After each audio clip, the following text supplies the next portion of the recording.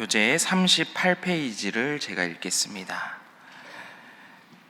야곱의 딸 디나가 하몰의 아들인 세겜 땅의 추장 세겜에게 부끄러운 일을 당합니다.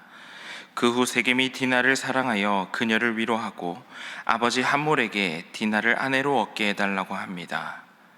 하몰은 야곱과 야곱의 아들들에게 땅과 큰 혼수와 예물을 약속하며 디나를 세겜의 아내가 되게 해달라고 합니다. 그러자 야곱의 아들들이 결혼의 조건으로 모든 남자의 할례를 요구합니다. 하몰과 세겜이 이에 동의하고 그들의 성읍 사람들을 설득하고 모든 남자가 할례를 받았습니다. 그러자 시므온과 레위가 그 성을 기습하여 모든 남자를 죽이고 노략합니다.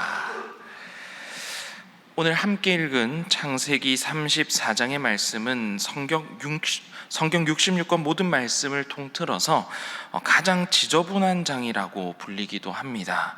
사실 여러분도 읽으면서 아마 이 내용들이 쉽지 않았을 것입니다. 강간, 분노, 속임, 폭력, 살인, 방금 제가 한 이야기가 오늘 함께 읽었던 창세기 34장의 한 장 안에 다 들어가 있습니다. 그리고 창세기 34장에는 단 한 번도 하나님의 이름이 등장하지 않습니다. 하나님이 나오지 않습니다. 창세기 33장에서 야곱은 형 에서를 만나게 되고 극적으로 화해를 하게 됩니다.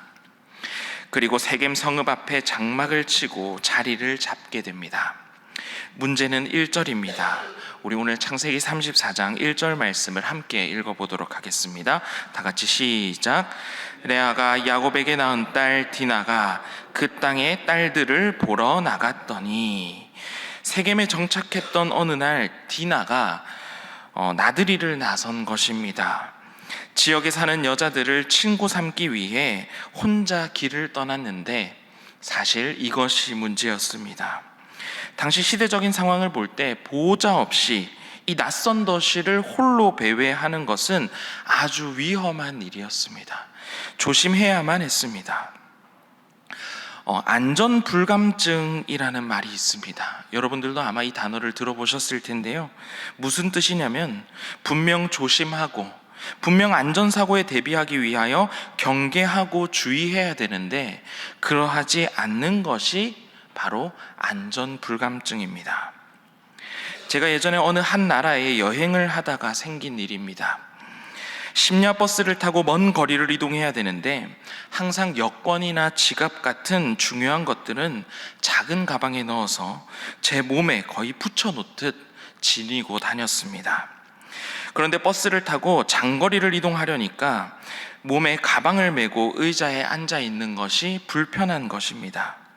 심야 버스라 잠도 자야 되는데 버스 안이고 도둑이 있다고 하더라도 도망갈 수 없을 텐데 라는 안일한 생각에 제 몸에 지니고 있던 가방을 풀어서 의자 앞에 있는 그물 형태로 된 주머니 안에 가방을 놓았습니다. 그리고 제 옆자리에는 아무도 앉아 있지 않았습니다. 그래서 더 괜찮다고 생각했었을 수도 있습니다. 우리나라에서 여러분 이렇게 가방을 풀어서 앞에 놓는 것은 크게 문제가 되지 않을 수 있습니다. 그런데 여러분 해외여행 가서 지금 제가 했던 것처럼 이렇게 하면 절대로 안 됩니다. 그런데 그때 버스에 탄 다른 분이 저에게 와서 가방을 여기 두면 안 된다, 몸에 꼭 지니고 있어야 된다라고 저에게 말해주고 있는 것입니다. 그래서 저는 다시 그 가방을 저의 몸에 착용했습니다. 이분이 정말 큰 은인이었습니다. 심야 버스가 밤새 14시간 정도를 달리는데 중간에 휴게소 같은 곳에 정차할 때 저는 약간 잠에 들어 있었고 그냥 버스에 가만히 앉아 있으려고 했는데 분명히 제 옆자리에는 비어 있는 자리인데 제 옆자리에 누군가 와서 앉는 것입니다. 그리고 비어 있는 그 제 옆자리에 앉아서 훔쳐갈 것이 있는지 보고 슬쩍 뒤지기 시작하는 것입니다. 물론 그 인기척에 저는 잠에 깼지만 무서워서 눈을 뜰 수 없었습니다.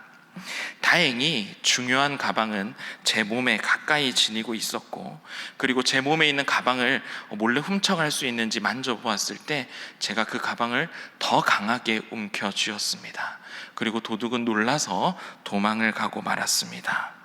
여러분들도 꼭 조심하시기 바랍니다. 오늘 말씀에서 1절에서 디나도 그 땅의 딸들을 보러 나갔더니 라고 시작합니다.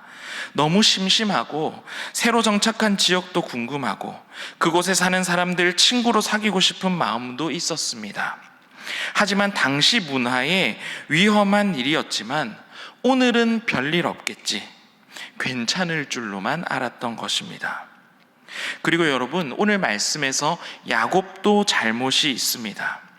야곱은 가나안 성읍이 보이는 곳에 장막을 칠 때 어떤 위험한 일을 저지를지 모르는 가나안 사람들로부터 적절하게 더 거리를 유지해야만 했었습니다. 더 주의했어야 됐고 더 분별했어야만 했습니다.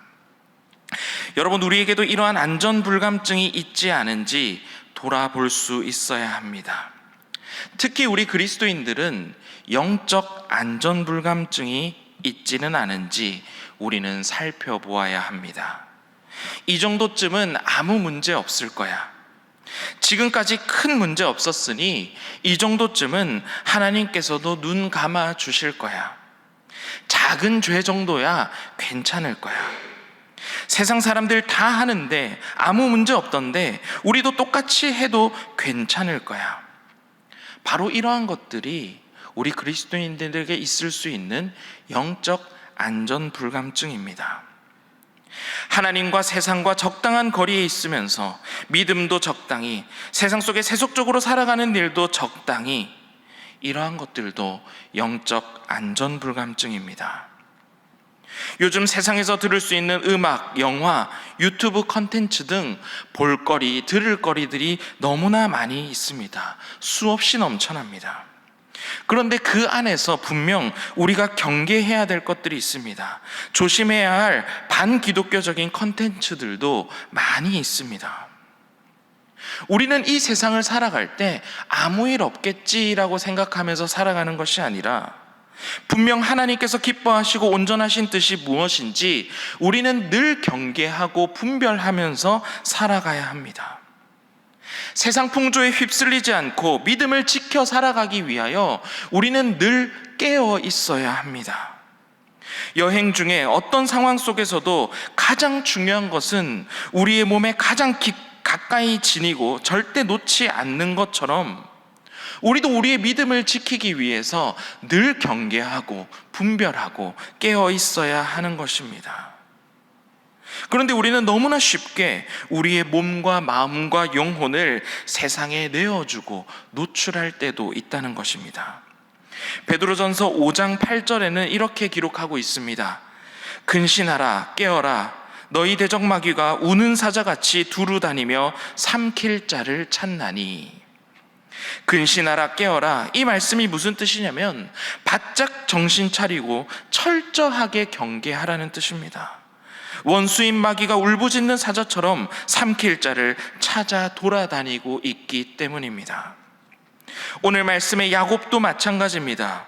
이전 성경장까지만 해도 야곱은 하나님과 겨뤄 이겨서 이스라엘이라는 이름도 받았습니다. 형 에서와 극적으로 화해했습니다. 이제 야곱 마음에 큰 걱정거리도 없고 문제도 없이 모든 일들이 잘 펼쳐질 줄만 알았습니다. 그런데 그런 상황 가운데서 이런 끔찍한 비극이 야곱의 가족들 가운데 일어나게 된 것입니다. 오늘도 새벽에 은혜 받고 세상 가운데 나가면 그 어떤 유혹과 시련도 우리에게 찾아오지 않을 것 같지만 여러분, 아닙니다. 우리는 더 바짝 정신 차리고 철저하게 믿음을 지키며 살아가야 하는 것입니다. 하나님께 은혜 받은 그 이후에 우리는 더 작은 죄, 작은 유혹에도 넘어지지 말고 하나님의 선하시고 기뻐하시고 온전하신 뜻을 더 분별하면서 살아갈 수 있어야 하는 것입니다. 안전불감증에서, 영적 안전불감증에서 우리는 벗어나야 하는 것입니다. 그래서 첫 번째 기도 제목입니다.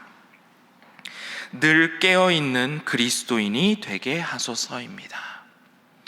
첫 번째 기도 제목은 늘 깨어있는 그리스도인이 되게 하소서입니다.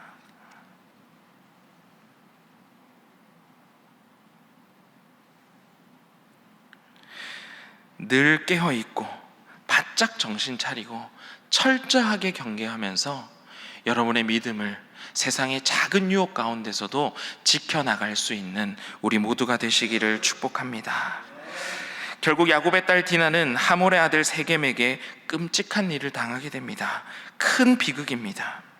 그런데 그 반응이 너무나도 놀랍습니다. 5절 말씀인데요, 우리 5절 말씀 같이 한번 읽어보겠습니다. 다 같이 시작. 야곱이 그 딸 디나를 그가 더럽혔다 함을 들었으나 자기의 아들들이 들에서 목축함으로 그들이 돌아오기까지 잠잠하였고. 야곱은 디나 이야기를 듣고 아무런 행동을 취하지 않고 잠잠하였다라고 성경에 기록하고 있습니다. 뭔가 무기력해 보이기까지 합니다. 그리고 7절 말씀에는 이렇게 기록하고 있습니다. 제가 전반부만 잠깐 읽어보겠습니다.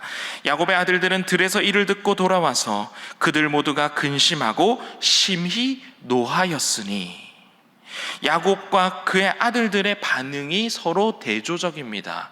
야곱은 잠잠하였고 야곱의 아들들은 심히 분노하였다라고 기록하고 있습니다.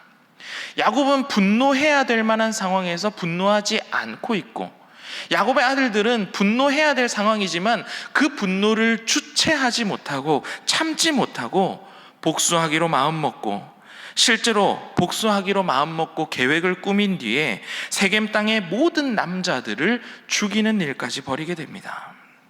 야곱의 아들들의 분노는 결국 성 안의 모든 사람을 살육으로 보복한 처참한 일을 만들게 된 것입니다. 최근 대한민국 사회의 여러 가지 사건 사고를 보면 분노 때문에 일어나는 사건들이 참 많이 있는 것을 볼 수가 있습니다. 화가 많고 분노가 많고, 문제는 그 분노를 잘 다스려야 되는데 오늘날 많은 끔찍한 일들이 그 분노를 다스리지 못하고 결국 끔찍한 죄를 저지르는 결과를 벌이는 것을 볼 수가 있습니다. 에베소서 4장 26절에는 이렇게 기록되어 있습니다. 분을 내어도 죄를 짓지 말며 해가 지도록 분을 품지 말고.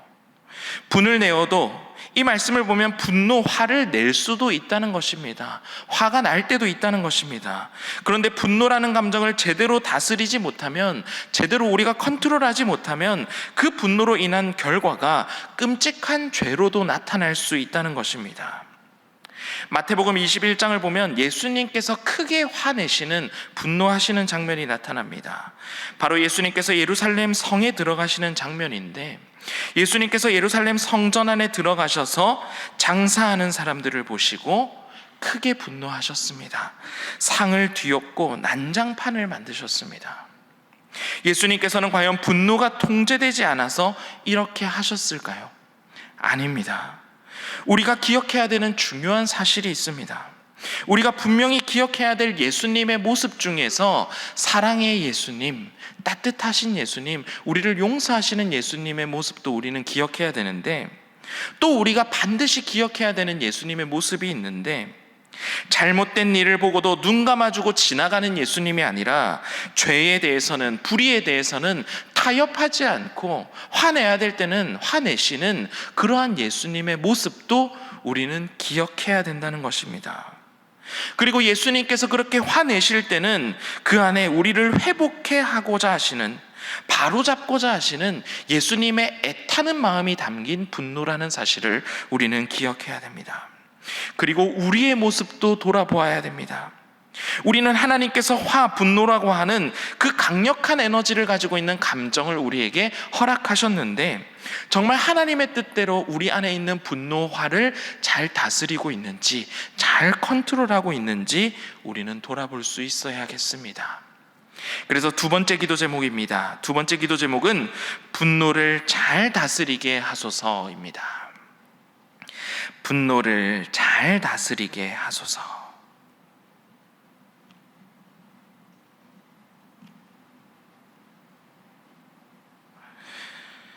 우리는 늘 깨어 있어야 됩니다.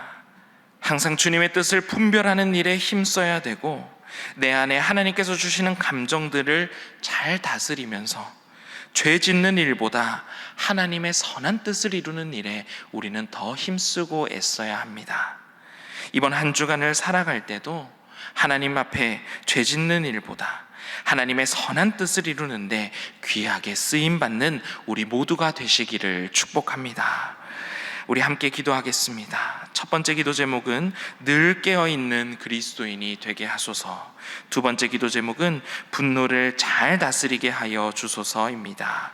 우리 이 두 가지 기도 제목을 놓고 우리 함께 기도하도록 하겠습니다. 주여 믿습니다. 주여 믿습니다. 주여 믿습니다.